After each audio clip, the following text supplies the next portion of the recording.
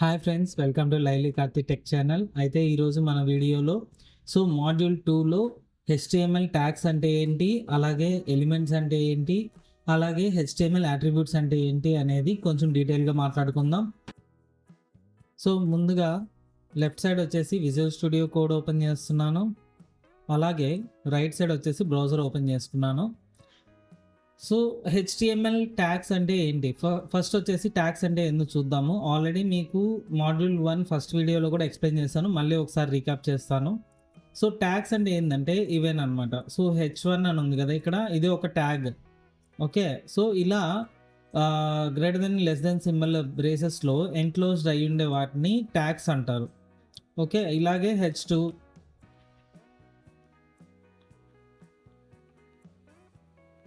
ఇది కూడా ఒక ట్యాగ్. అలాగే పారాగ్రాఫ్. ఓకే, ఇది ఒక పారాగ్రాఫ్ ట్యాగ్. బిఆర్ అంటే బ్రేక్ ట్యాగ్ అనమాట. ఈ విధంగా ఉండే వాటిని, అంటే ఇట్లా ఎంక్లోజ్డ్ అయి ఉండే వాటిని ట్యాగ్స్ అంటారు.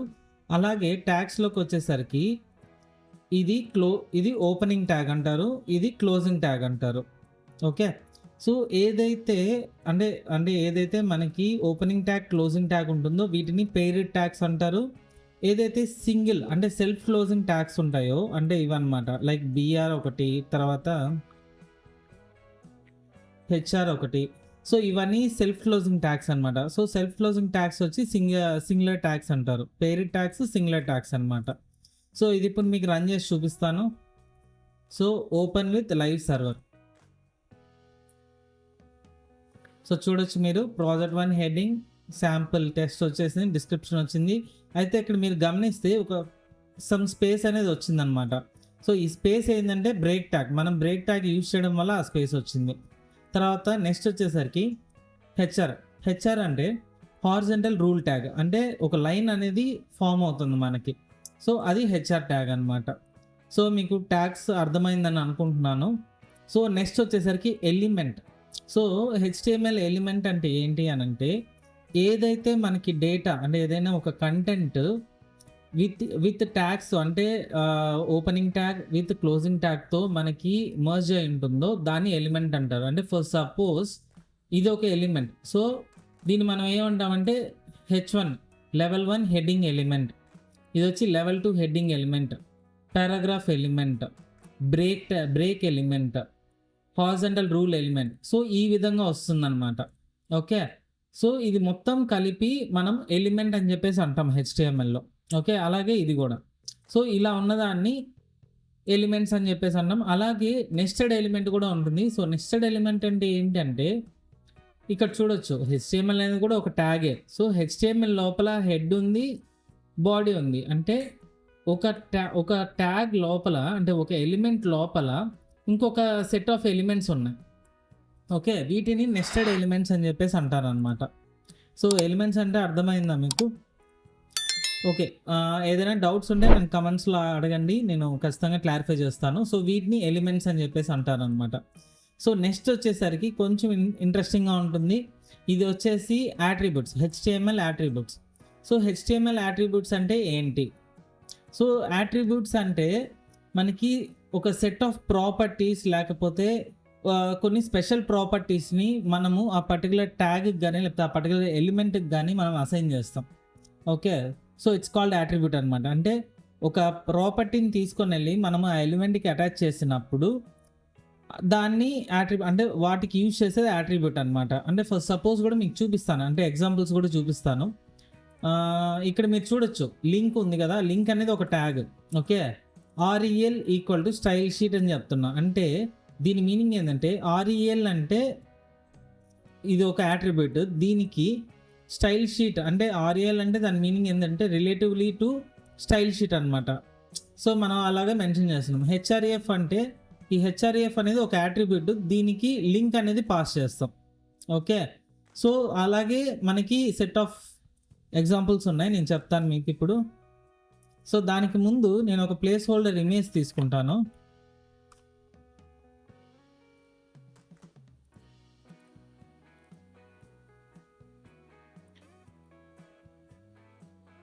ఓకే. సో H1 తర్వాత నేను ఒక ఇమేజ్ డిస్ప్లే చేస్తున్నాను. సో ఇమేజ్ వచ్చేసి సెల్ఫ్ క్లోజింగ్ ట్యాగ్ అనమాట. అంటే ఇలా ఉంటుంది ఇమేజ్కి. బట్ ఇమేజ్ మీరు డైరెక్ట్గా ఇలా సేవ్ చేసినప్పుడు మీకు అక్కడ ఏమి డిస్ప్లే అవ్వదు. ఎందుకంటే మనం ఇమేజ్ సోర్స్ అనేది పాస్ చేయలేదన్నమాట. ఇమేజ్ సోర్స్ ఎలా పాస్ చేస్తామంటే దానికి ఉండే యాట్రిబ్యూట్ ద్వారా. అంటే ఇమేజ్ కంటూ ఒక యాట్రిబ్యూట్ ఉంటుంది, అదే source SRC is equal to. So ఈ సోర్స్లో మనము ఇమేజ్ పాత్ని మనం పేస్ట్ చేసినప్పుడు సేవ్ చేయగానే మీకు ఇమేజ్ డిస్ప్లే అవుతుంది. ఓకే. అంటే ఒక ట్యాగ్కి మనం ఎక్స్ట్రా ప్రాపర్టీని ఒక యాట్రిబ్యూట్ రూపంలో మనం పాస్ చేస్తున్నాం. అర్థమైందా మీకు? సేమ్ ఇలాగే యూజువల్గా ఆల్టర్నేటివ్ టెస్ట్ ఎందుకు యూజ్ చేస్తారో కూడా చెప్తాను.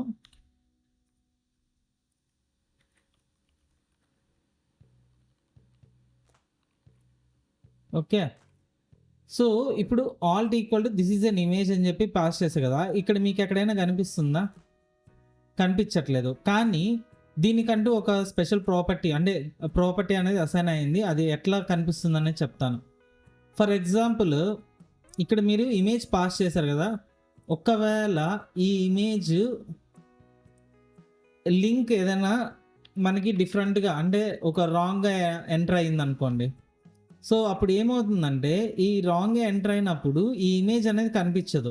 సో ఈ ఇమేజ్కి బదులుగా మనకి ఆల్టర్నేటివ్ కంటెంట్ చూపించండి అని చెప్పేసి మనము బ్రౌజర్కి చెప్తున్నాం. అది ఇదనమాట, this is an image.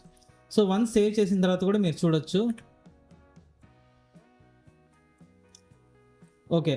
So మీరు ఇక్కడ చూడొచ్చు, ఇమేజ్ వచ్చి బ్రేక్ అయింది, దిస్ ఈజ్ అన్ ఇమేజ్ అని చెప్పేసి మీకు డిస్ప్లే అయింది. అంటే ఆల్టర్నేటివ్ టెస్ట్ ఏదైతే ఉందో ఇది మీకు ఇక్కడ డిస్ప్లే అయిందనమాట. ఎందుకంటే ఇమేజ్ పాత్ అనేది రాంగ్ కాబట్టి. ఒకవేళ మీకు ఈ ఇమేజ్ పాత్ రైట్ అయితే మీకు అది డిస్ప్లే అవ్వదు. సో ఇమేజ్ అనేది డిస్ప్లే అవుతుంది. అర్థమైందా? సో ఈ విధంగా ఎక్స్టర్నల్ అంటే ఎక్స్ట్రా ప్రాపర్టీస్ని మనము అసైన్ చేయొచ్చు అనమాట యూజింగ్ యాట్రిబ్యూట్స్. సో నెక్స్ట్ ఇంకొక ఎగ్జాంపుల్ కూడా చూద్దాము. A HREF is equal to, so A అంటే ఏంటంటే యాంకర్ ట్యాగ్ అని చెప్పేసి అంటారు. యాంకర్ ట్యాగ్ అంటే ఏంటంటే లింక్స్ని మనం పాస్ చేస్తాం. అంటే ఇప్పుడు మీరు ఫ్లిప్కార్ట్లో కానీ లేకపోతే ఇంకెక్కడైనా కూడా చూపిస్తాను అది కూడా. సో ఫ్లిప్కార్ట్లో ఇప్పుడు మీకు ఇక్కడ మొబైల్స్ అండ్ ట్యాబ్లెట్స్ అని ఉంది కదా. ఇక్కడ మీరు హోవర్ చేసినప్పుడు ఇక్కడ కింద ఇక్కడ మీరు గమనించండి. సో మీకు ఒక లింక్ కనిపిస్తుందా? సో అంటే ఈ పర్టికులర్ లింక్, అంటే ఈ పర్టికులర్ ఇమేజ్ క్లిక్ చేసినప్పుడు ఆ లింక్లోకి వెళ్ళాలన్నమాట. సో అట్లా మనం అసైన్ చేస్తున్నాం. అదే లింక్ అనమాట, అదే యాంకర్ ట్యాగ్. ఓకే. సో ఇక్కడ నేను వచ్చేసి లింక్ అని చెప్పేసి పాస్ చేస్తున్నాను. సో ఈ ఫ్లిప్కార్ట్ అనే లింక్ని తీసుకొని వచ్చి నేను ఇక్కడ హెచ్ఆర్ఎఫ్లో ఇస్తున్నాను. హెచ్ఆర్ఎఫ్ అనేది ఒక యాట్రిబ్యూట్. సో మనం లింక్ని పాస్ చేయడానికి యాంకర్ ట్యాగ్లో హెచ్ఆర్ఎఫ్ ట్యాగ్ని యూజ్ చేసుకొని మనము ఆ లింక్ని పాస్ చేస్తాం. మీరు ఇదే హెచ్ఆర్ఎఫ్ యాట్రిబ్యూట్ ఇక్కడ కూడా చూసుంటారు. అంటే లింక్ స్టైల్ షీట్లో కూడా హెచ్ఆర్ఎఫ్ ఈక్వల్ టు ఇక్కడ లింక్ అనేది మనం పాస్ చేస్తాం. స్టైల్ షీట్ లింక్ మనం పాస్ చేస్తాం. సేమ్ అదే విధంగా ఇక్కడ లింక్ అనేది మనం పాస్ చేస్తాం అనమాట. సో వన్స్ సేవ్ చేసిన తర్వాత చూడండి. సో ఇక్కడ లింక్ అని వచ్చింది కదా. మీరు హోవర్ చేసినప్పుడు కింద చూస్తే మీకు flipkart.com అని కనిపిస్తుంది. ఓకే. అలాగే ఈ ఇంకొక యాట్రిబ్యూట్ కూడా ఉందన్నమాట. యాంకర్కి ఇంకొక యాట్రిబ్యూట్ కూడా ఉంది, అది కూడా చెప్తాను. సో ఈ లింక్ ఇప్పుడు మీరు క్లిక్ చేసినప్పుడు ఏమవుతుందంటే ఇదే వెబ్ పేజ్లో మీకు ఫ్లిప్కార్ట్ వెబ్సైట్ అనేది లోడ్ అవుతుంది. చూడండి. ఓకే. ఫ్లిప్కార్ట్ వెబ్సైట్ అనేది లోడ్ అయింది. నాకు అలా వద్దు అంటే ఈ వెబ్ పేజ్ని దాటి వెళ్ళాలి, అంటే బయటికి వెళ్ళి లోడ్ అవ్వాలి. ఓకే. అంటే నెక్స్ట్ ట్యాబ్లో లోడ్ అవ్వాలన్నమాట. ఈ లింక్ వచ్చి నెక్స్ట్ ట్యాబ్లో లోడ్ అవ్వాలి. ఈ పేజ్ నుంచి డైవర్షన్ అనేది ఉండకూడదు. సో అలాంటప్పుడు there is one more property అనమాట. అది వచ్చేసి target is equal to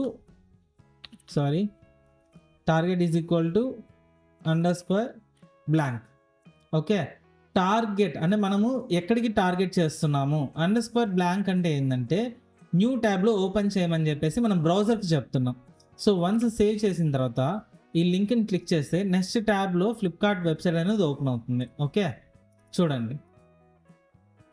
so ఆ విధంగా అడిషనల్ ప్రాపర్టీస్ని మనం ఇవ్వచ్చు అనమాట. సో అలాగే ఇంకొక 2 ఇంపార్టెంట్ యాట్రిబ్యూట్స్ ఉన్నాయి, అవి కూడా మీకు చెప్తాను. సో వన్ ఈజ్ ఐడి అనమాట. సో ఐడిలో మనం ఎలాంటి నేమ్ అయినా ఇచ్చుకోవచ్చు. డిపెండ్స్ ఆన్ అంటే ఎలాంటి ఎలిమెంట్కి మీరు ఆ నేమ్ అనేది ఇస్తున్నారో డిపెండ్స్ అవుతుందన్నమాట. సో ఐడి మోస్ట్లీ దేనికి యూజ్ చేస్తారంటే స్టైలింగ్కి చాలా తక్కువ యూజ్ చేస్తారు, చాలామంది తెలియని వాళ్ళు యూజ్ చేస్తారు. బట్ ఐడిని బేస్ చేసుకొని జావాస్క్రిప్ట్ ఇంటరాక్షన్స్ అంటే లాజిక్స్ అనేది రాస్తారనమాట. అంటే ఫర్ సపోజ్ ఏదైనా ఒక బటన్ క్లిక్ చేసినప్పుడు ఈ H1 అంటే ఈ H1లో ఉండే ఈ టెస్ట్ అప్డేట్ అవ్వాలి. ఓకే, అలాంటప్పుడు ఏం చేస్తారంటే ఇక్కడ ఐడి ఇచ్చి,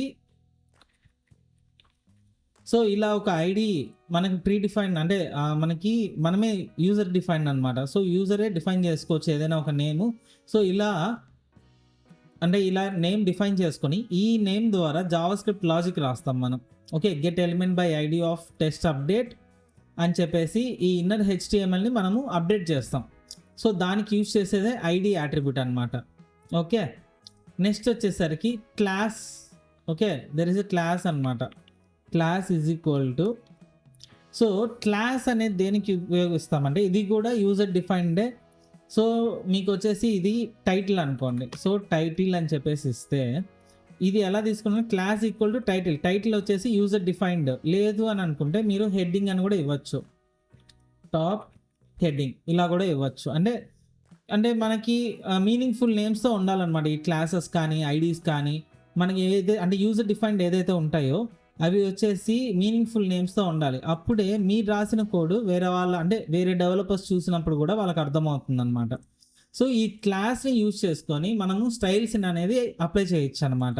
ఓకే, సో ఈవెన్ క్లాస్ని యూజ్ చేసుకొని కూడా జావాస్క్రిప్ట్ ఇంటరాక్షన్స్ కూడా చేయొచ్చు. బట్ స్టిల్ అది కొన్ని లిమిటేషన్స్ ఉంటాయి. సో అందుకని class mostly for styling. Okay, mostly for styling. నేను అదర్ థింగ్స్ కూడా యూజ్ చేయొచ్చు, బట్ ఎక్కువ వచ్చి స్టైలింగ్ పర్పస్కే యూజ్ చేస్తారు క్లాస్ అనేది. ఓకే, సో యాట్రిబ్యూట్స్ అంటే ఒక స్పెషల్ ప్రాపర్టీస్ని మనము మన ఎలిమెంట్స్కి అసైన్ చేయడం అనమాట. సో ఇదే యాట్రిబ్యూట్స్ అనమాట. మీకు అర్థమైంది అనుకుంటున్నాను. ఏదైనా డౌట్స్ ఉంటే నన్ను అడగండి.